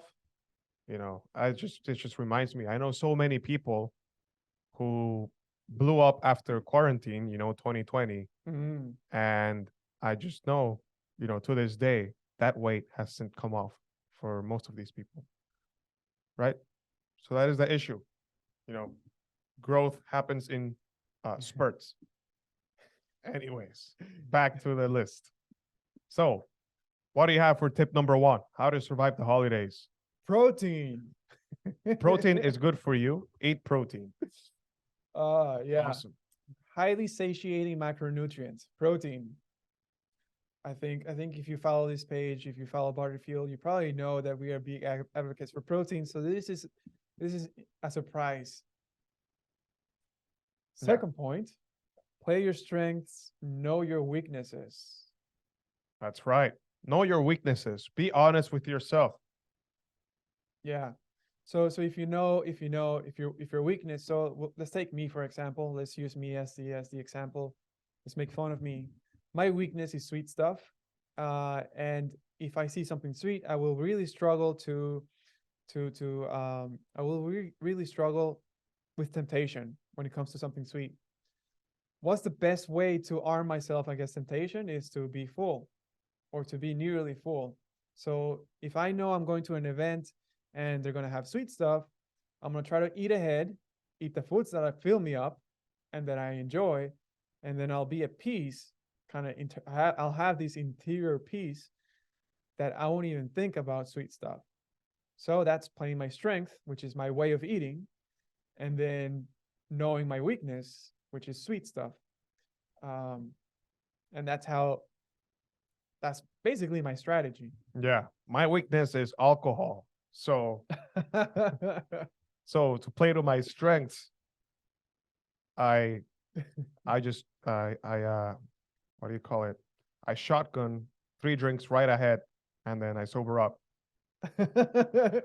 You put a hard limit of 3 drinks, Yeah. and you have them all at one go. I have them all at once. So it just wears off later. No, I'm just joking. But yeah, filling up and then not that you should restrict yourself to the point of martyrdom, right? Where you're martyrizing yourself. But give yourself a limit, and then maybe you can also bring, if there's obviously going to be drinks, and there's usually like some pressure depending on your family and what your family members are like. There's usually some pressure to like, hey, come on, relax, have a drink, or let's split this bottle of wine, whatever. Bring another drink. Bring some sparkling water in glass. And you can tell everyone how tap water has toxic heavy metals, and you really shouldn't be drinking tap water. And that your Brita filter is not cutting it, because they put a lot of stuff in the water, and the water gets in the plants, and the plants get in the salads, and the salads are taking over the world. Yeah. Eat protein. Be Eat full. protein. Yeah, but find your strategy. Find your strategy, right? Yeah. Have a strategy. Yeah, have a strategy. Don't just surrender to the universe. Yeah. Point number 3, don't fall into the binge trap. So this is a big one, and I don't know why it's human nature. It really is human nature to fall into the binge trap, where it's F it, It's the holidays. Yeah. I already had, one slice. I was very good the entire year. Oh, I deserve it. I went to the gym today, so if I have just a little bit today, I went to the gym yesterday. Diet starts on Monday. Yeah. Oh, yeah. I'll hop back on the train on Monday. We make all of these excuses for our bad behaviors, but the reason we make these excuses is because we know deep down, we know that our actions are not what we want. That we deserve more than what we're giving ourselves. And that is why you make these excuses, to rationalize that dissonance going on in your brain, so just be aware that it is going to happen, and it happens to everyone. We are our own saboteurs, right? Meaning that we sabotage ourselves on purpose. Yeah. Consistently, because we like to see ourselves fail, I guess, sometimes. I don't know why. Yeah, that's a philosophical question.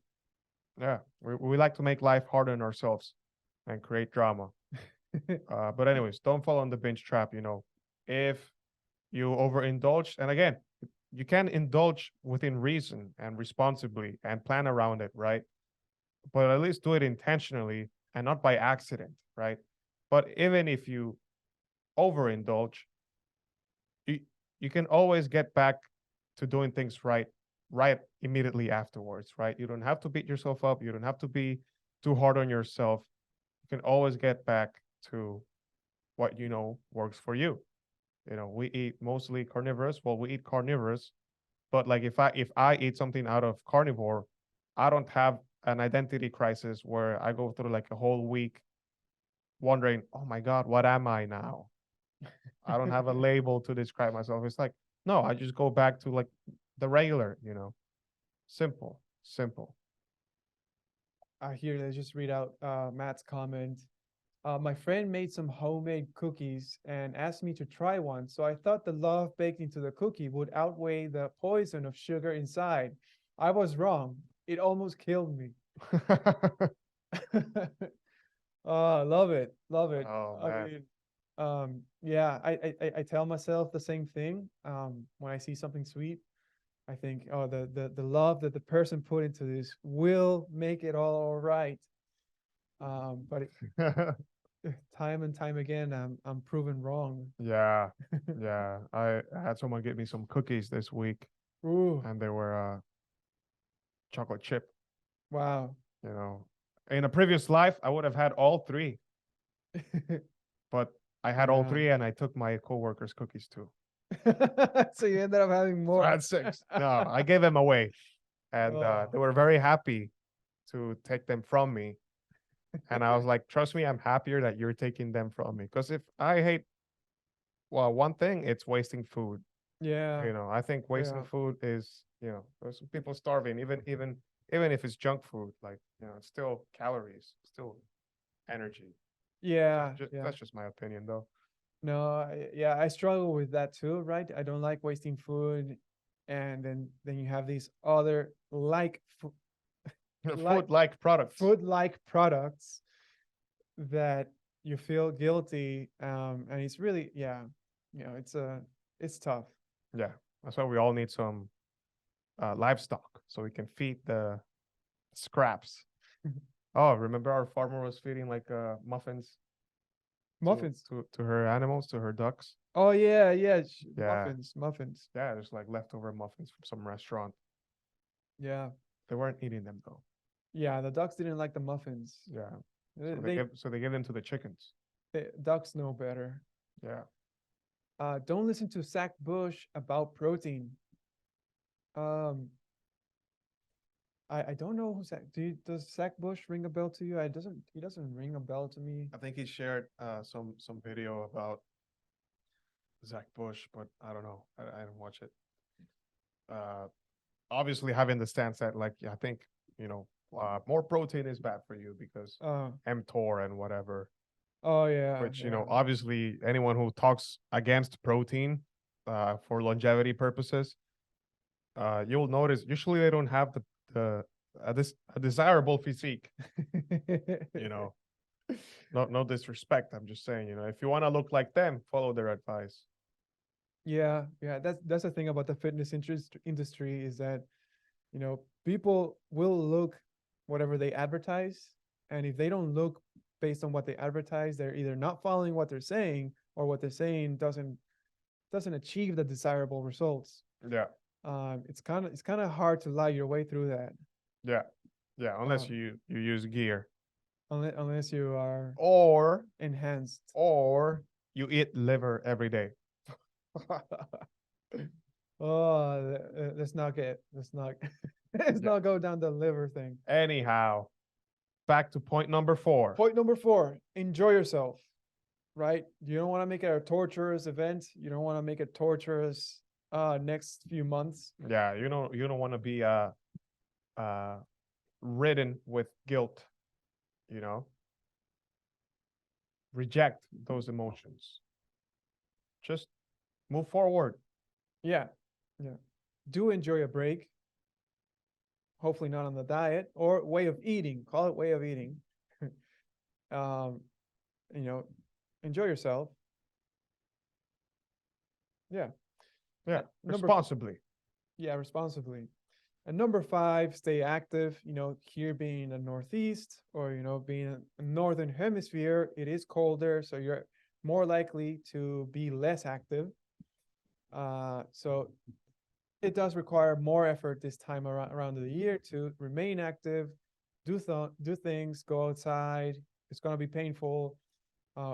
Find things that can keep you active throughout this winter season. Yeah. Yeah. And that's why we have Squat-cember. That's exactly what motivated us to start this challenge. It's an easy target, or at least a doable target, I believe, for everyone, Yeah. almost everyone Yeah. out there. Yeah, we're recommending 50 squats per day. Obviously, you know yourself better. Maybe 50 is too much. Believe me, you'll be able to build to 50 squats per day after this. Yeah. Probably within a week. Your body will adapt. You'll surprise yourself. Yeah. And if you're eating the high protein diet, for sure. For Yeah. sure. So, you don't have to do the 50 squats all at once. You can be throughout the day, but we will be keeping track of the squats in our Discord group, where it's going to be facilitated by a Discord bot. If you're not familiar with Discord, it's just like what do you call it? Like a group chat, a group chat application where there's rooms, there's servers. So you join the general chat, and then you'll join the monthly challenge chat, for example. And then we'll keep track of the leaderboards. There will be a winner at the end of the month. So, of course, 50 squats per day is the minimum. Well, the minimum is whatever the minimum is for you, but 50 squats per day is the target. So, we'll be keeping track of it in the group. Of course, you can record yourself or take pictures of your workout, whatever, and then tag us on Instagram. We're going to be building the hype and the accountability all around it across the platforms. But this is a great opportunity to leverage those extra calories that you might be getting from your holidays to build some muscle. Why do you want to build some muscle, and why the squats? Well, the quads and the glutes make up a big percentage of your complete muscle mass, right? And so one of the problems that people who skip legs face is, they're neglecting one of their biggest muscle groups in the body, one of the body's most essential movements, right? The squat. We should be able to squat for hours on day. It's a very ancestral, consistent movement. A very natural movement. Yeah. Yeah. Squats also boost testosterone. Yes. So, building the muscle mass has many benefits.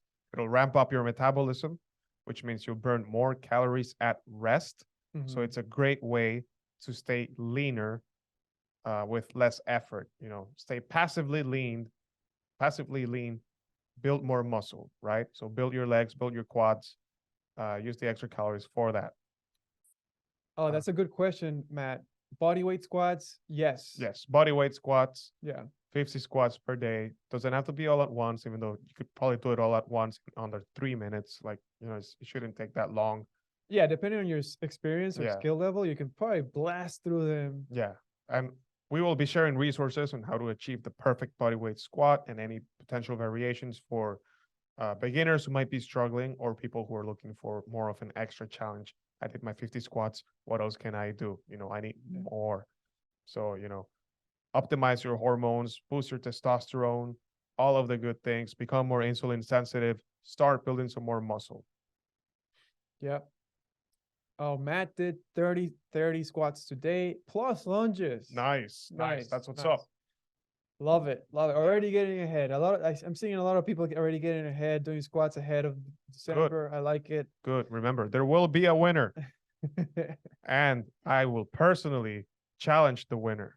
Okay, so I'm not gonna make it easy. If you want to win, I'm not gonna make it easy. Yeah. I'm not gonna give myself the prize, even though I might deserve it if I win, and I will win. But there's no crushing you. But I will record every single one of my squats to prove it to you. Wow. So I challenge you. Can you do more squats than me? Okay. Come find out. Come find out, and you'll win the challenge. Yeah. We'll be announcing the winner Yeah. in our leaderboards. Make sure you log your squats. Log your squats on our Discord. Yeah, and join our Discord if you haven't already. We should do like a pre-launch live stream, maybe like the last day of November, kind of show people, hey, here, this is how you log it. This is how you Yeah. can use Discord to log in your squats for the day. I love it. Yeah. I think that's a great idea. Yeah. It'll probably be like a 30-minute live stream just covering that. And that is what we have for IG before we move on to members only section. Yeah. So thank you everyone who has tuned in tonight. Oh, Yeah, thanks everyone. Yeah. Let's see what we got for questions. let's see if people listened and people actually put questions in the question box. I see some over there, but Because I know many people were. Can I see the questions here? does it show? I cannot. Or are we gonna have to use the phone? Because we have the phone over there. We're hoping kind of read them through here, but seems like we may not be able to read from here. I'm sending hearts to ourselves. Nice. Yeah. So if you have any questions in the question box, or you feel free to message them right now. I know people were messaging all throughout, so apologies if we didn't see your questions. Of course, if you actually want make sure that your questions get answered, you can join our members and you can be watching our presentations live from the Zoom and send us questions there. But I think we have a couple questions. We have two questions. Ant B829 asks, you think people will ever back off the cholesterol stance or too much money at this point? I think people are coming to terms, but they always have this this push on the particular group of people who lean on the science or like the evidence. And when these people, when confronted with opposing evidence, what they'll revert back to is, oh, well, I'm going to base my opinion on the totality of the evidence, which is really, really funny because they call themselves, science-driven, evidence-based, but yet they will base their opinion on the consensus, right? So that's basically just another way of saying that they don't really have their own opinion.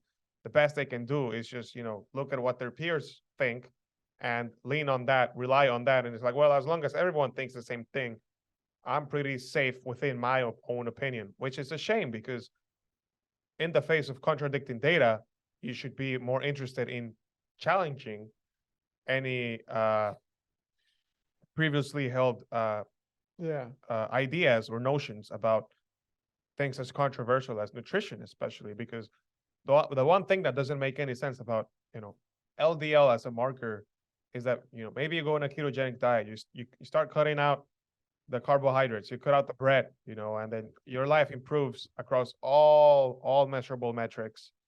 You lost the excess weight, you have more muscle, you have better energy, you're making more money, everything is great. You found a girlfriend, like your life is just going better, but your LDL went up, and now you're at a higher risk for heart disease than you were before when you were eating peanut butter and jelly for breakfast.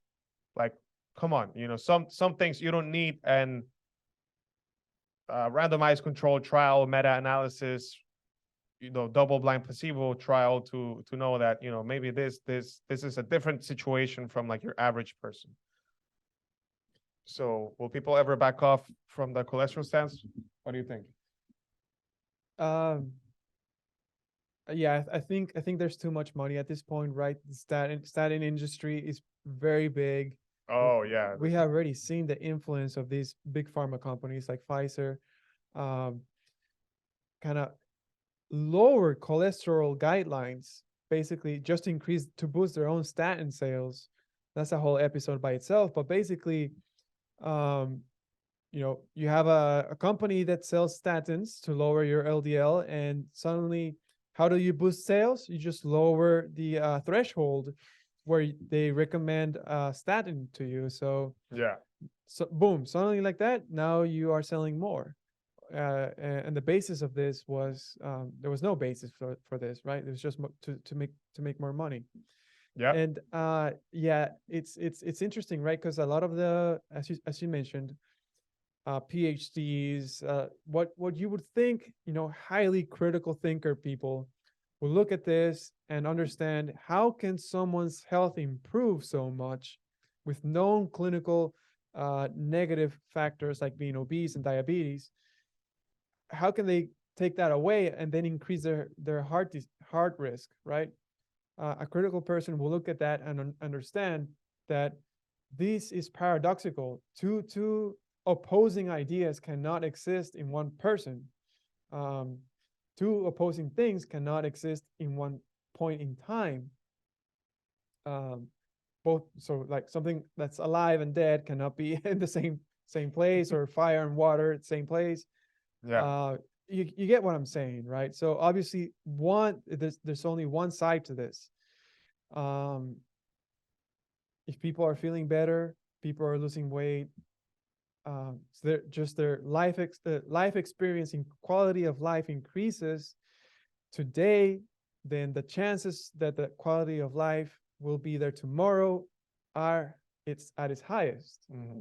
So, it would be great to see some critical thinkers. We're seeing some, Dr. Paul Mason. There's a bunch of other doctors out there that see this.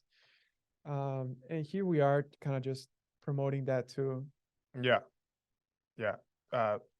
So we are working towards turning that around. Yeah.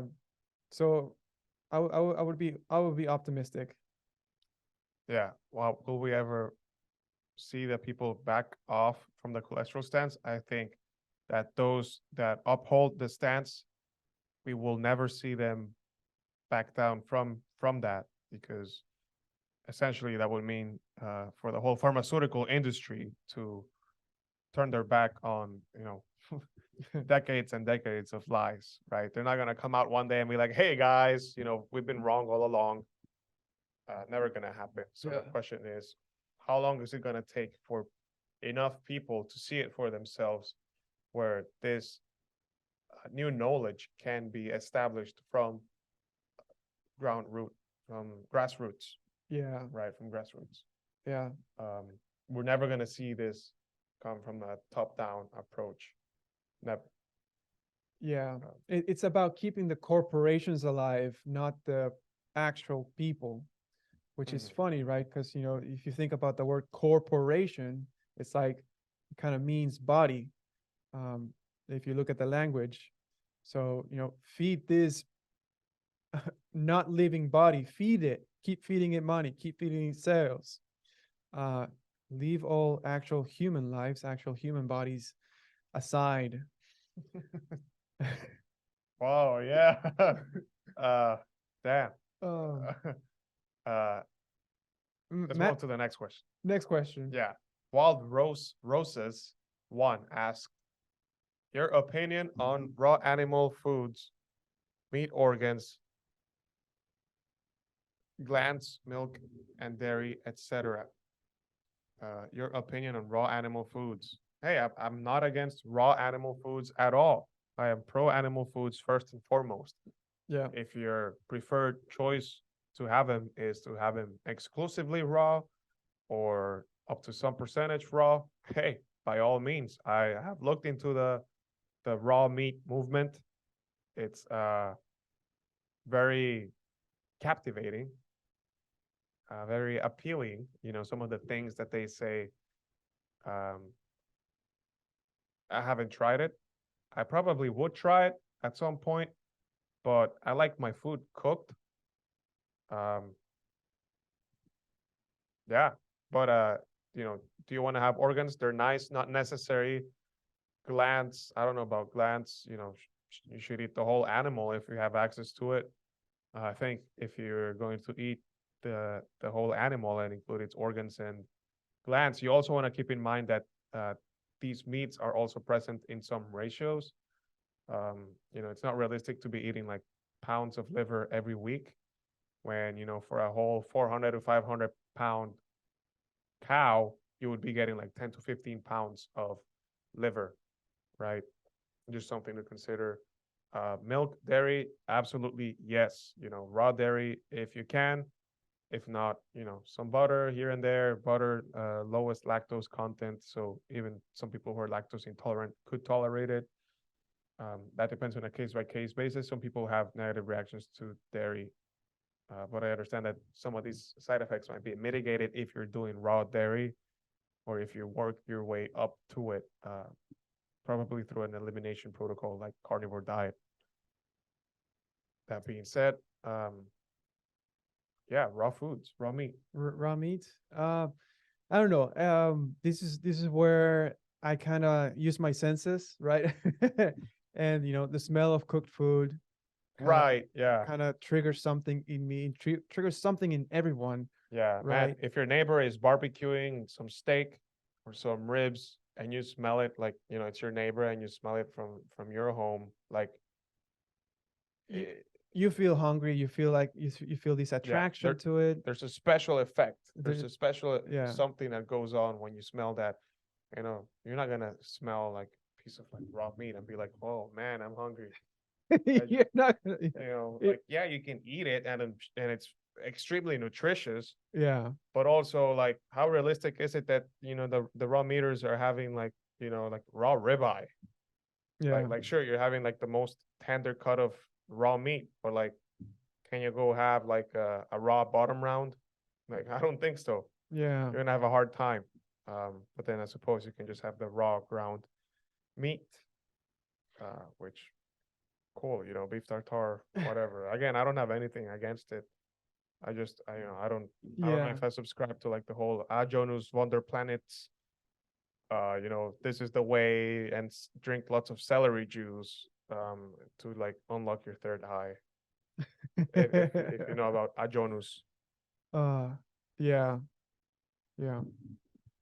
that's just me. In terms of raw foods, I guess raw milk that counts as raw food. I think that's perfectly a good thing if you're trying to plug in for the raw food.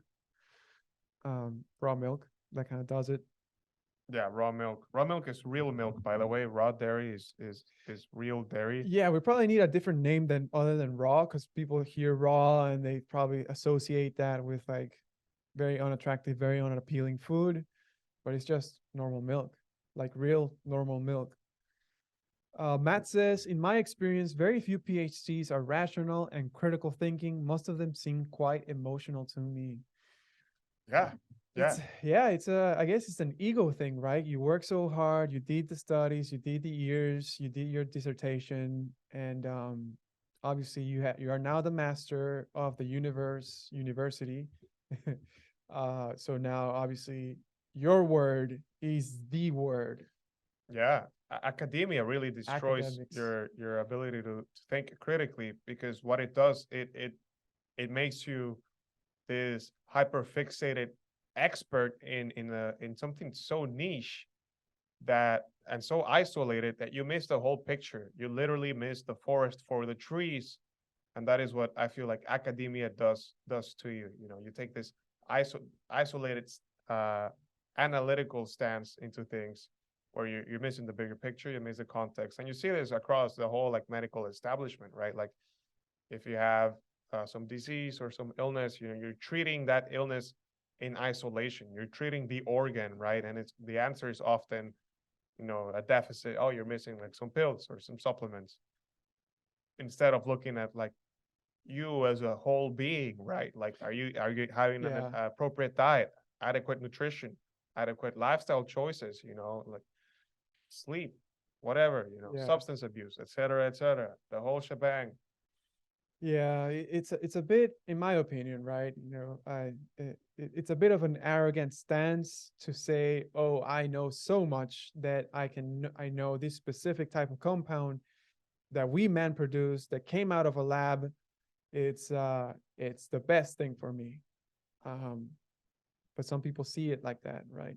Mm-hmm. I see the human body as perfect, um, and that level of performance Yeah. of how good your body performs. Nature is perfect. Nature is perfect, right? It's Nature's self-sustaining and it's eternal. Yeah. Best we can do is imitate, but imitation falls short Yeah. And Academics. It's a club. Birds of a feather flock together, flail together. mhm, Exactly. Exactly. So wherever the group goes, it's funny, right? Like you have the quote unquote the smartest people in the room or in the world or wherever, and they all move like sheep. As a flock. yeah, someone asked a very good question. Where do you find all your information on animal-based diets? Do you follow any medical journals? And this is a very specific question, and there is no good answer for it because what you're asking for is, well, you're asking for information on animal-based diets, specifically on animal-based diets, and if there are any medical journals for this. Well, there are, as far as I'm concerned, there are very little to zero like studies on animal-based or carnivore diets. Yeah. Best we have is data that looks at like meat consumption across populations, or data that looks at fat intake, animal fat intake across populations. These are the data points that are used to demonize meat heavy diet and demonize the red meats and the animal fats. And there's evidence that pushes that pushes against that narrative and supports the animal foods. If you want to look at data that supports animal-based diets or carnivore diets, I mean, I would argue you can look at human history. Yeah. Yeah. You know, It's for most of our existence, we've been yeah. eating an animal-based diet. It's only until recently where we have too many options in the supermarket that we are really confused about what to eat, and we have so many mixed messaging and signaling from supposed experts that we surrender our faith to, that people are confused about what to eat to the point that they will eat bugs and they will eat plastic. They're eating fake food. Yeah, yeah. So this is where we kind of encourage people to, be rational thinkers, you be critical thinkers, use your brain, use your talents, and look at the truth yourself. It's your power of Uh, discernment. use your power of discernment, right? So if you kind of just hold science as the truth, the absolute truth, and nothing but the truth, you will actually start believing that bugs are the best foods for you, right? Because then you hear about protein, you'll hear about all these other things. It's cheap. People who are hungry could benefit. Uh, and let's be real, no one wants to eat bugs. But if you hold these ideology per se as the truth, then you will fall into this trap, and you'll be sucked into this believing into like bugs are human foods. No. So yeah, use your discernment, right? We are seeing people's health improve. We can point to studies that show that cholesterol is not the enemy. We can point to studies that saturated fat is not the enemy. And then put these pieces together ourselves and then say, this is probably very likely a good way for eating for us, for me. Uh, Likely the majority of people, I would dare say everyone, but of Yeah, course, there's always going to humans. be someone, some weird scenario, some odd occasion. Um, but I do hold the belief that this is for everyone. Yeah, yeah. An animal-based diet, a meat-heavy diet. Yeah. And not everyone has to be a fully strict carnivore. The emphasis is eat the animal fats, eat the meat. It's not gonna kill you. Don't be scared. If you're Yeah. eating meat, you're doing the right thing. Yeah. Matt says Sean Baker's trying to change this. He's trying to get some carnivore animal-based studies going. Yes. Yeah. Big props to the guy, Dr. Sean Baker. He's the hero that we have. He is the OG. Yeah, he's pioneering this. He brought carnivore diet to light. Yeah, Yeah. Paul Saladino is also trying to get some research out. I know that he's working together with Oh, Dr. Stefan Van Vliet. oh, Yeah, nice. if any of you guys are interested, I'd highly recommend you check out Dr. Stefan Van Vliet's work of in the field of metabolomics, where he's looking at metabolites found in foods. Basically, there's a lot more nutrients in food than we care to realize, but we have no idea about their impact on our health. whether for good or for worse. Someone says Yes, sir. butter flavored lube. Uh, why is it gotta be butter flavored? Just use butter. Yeah. Butter flavored starts to sound something sketchy to me. Yeah. By the way, you know the butter that you get at like the movie theater, the butter that you put in your popcorn. If you put that in your popcorn, it's not butter. It's butter flavored vegetable oil. Oh, Yeah. hard pass. Hard pass on the movie theater butter. And yeah, and if if you're a science believer, you'd be like, oh, so it's vegetable oil, tastes like butter. You skip all the problems of cholesterol. This is good for me. Yeah. All right. Last question, and then let's head out. Yeah, last question, and we're moving to the members exclusive section. We have a special topic we're covering in our member section. Part 1 of 5, the fat loss series. Okay, so this is Yeah. part of like a fat loss series. It's going to be education and understanding the science behind weight loss, right? Fat loss specifically, how your body works, how you can hack your basal metabolic rate to work in your favor and be passively lean and keep those weights off, that weight off successfully for the long period, and not just crash diet or like yo-yo diet, or listen to the fake gurus, the furus, who tell you that all you need to do is eat as much as you can and then fast, that sort of thing. Actually explain the science. But anyways, last question. Hello. What do you think about vegans and the stand that meat is linked with cancer? What do I think about vegans? I would have to resort to Mr. Ron Swanson. And he said one time, veganism is the result of a sad and corrupt mind. Reconsider your life. We'll just leave it there. What's the stance that meat is linked with cancer? Well, so we kind of we went over some studies, talking about Language, using yeah, language. how studies will say that fruit and vegetables, 5 servings of them will reduce your likelihood of dying, and then some other studies about cholesterol and like saturated fat intake and that effect on LDL and the risk associated with it. But basically, all of these all of this data that points to red meat and eggs and the cholesterol and saturated fat being bad for you, because it's related to cardiovascular disease or cancer or diabetes. All of it is based on epidemiology, which is just observational data. So they're basically just like, throwing paint on the wall and drawing a line through it and being like, there's a trend here. And then they'll play with language tricks. They'll lie with statistics. They'll basically do some sorcery and cast a spell over your mind to have you believe an illusion, a fake product that is not real, has no founding, no rooting in reality. And you can tell because the human outcome of these lies is human suffering, human obesity, human illness, and humans being extracted of their potential through the burden of this sick care system and the burden that it imposes on friends and family around people who are sick, right? Great question. That being said, we're gonna head on over to our members only section.